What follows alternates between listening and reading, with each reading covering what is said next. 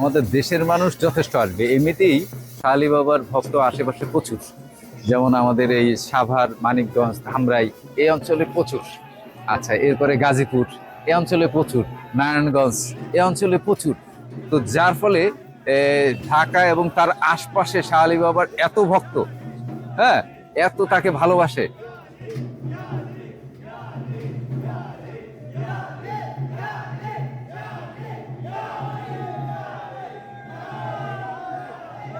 এখন সমাজ তো মাজার বলতে শিরিক বিদাতের প্রচারটা বেশি চালায়। শিরিক বিদাত একটা মানুষের ভিতরে আছে, মাজারের ভিতরে নেই। তো শিরিক বিদাত নিয়ে এসে কে কি করে গেল সেটার সাথে তো আপনি থাকুন। তো সেইটার সাথে তো এক মাজারের ক্যারেক্টার সেটা না। মাজার তো মানুষকে শুদ্ধতা শিখায়, মানুষকে ভালো শিখায়, হ্যাঁ, মানুষকে ইসলামের যত ইন্টারনাল গুণ আছে সেগুলো আপনার মাজার থেকে শিক্ষা দেয়।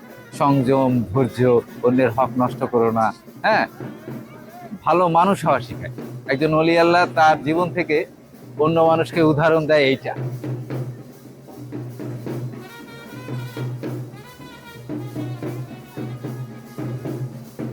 মানুষ এখানে আসে, ভিড়ের ভিতরে ক্রাইমাররা আসে কিনা সেটা তো আমরা দেখি না, তবে মানুষ এখানে আসে এবং সেই মানুষগুলো আপনার তাদের পীর আছে, তাদের গুরু আছে, তাদের ওস্তাদ আছে, তাদের মুর্শিদ আছে, হ্যাঁ, যে শব্দই বলেন, এবং তারা তাদের ওই একজনকে মান্যওয়ালা, তাদেরকে মাইনা ওইভাবে তারা তাদের নিজের জীবনকে সাজায়। হ্যাঁ, তো যারা অন্যকে মানে, যার শিক্ষক আছে, তারা সাধারণত একটু নরম গোছের হয়, ধৈর্য গোছের হয়, হ্যাঁ, এই গরিব গোছের হয়।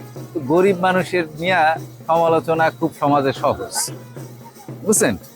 গরিব মানুষ এবং নিম্ন শ্রেণীর মানুষদের নিয়ে সমালোচনা করা খুব সহজ, যে এরা শিরক করে, বেদাত করে, নাটক করে, হ্যাঁ, ইসলামের আইন কানুন জানেই না, বুঝলেন না, এরকম কথা প্রচালনা খুব সহজ।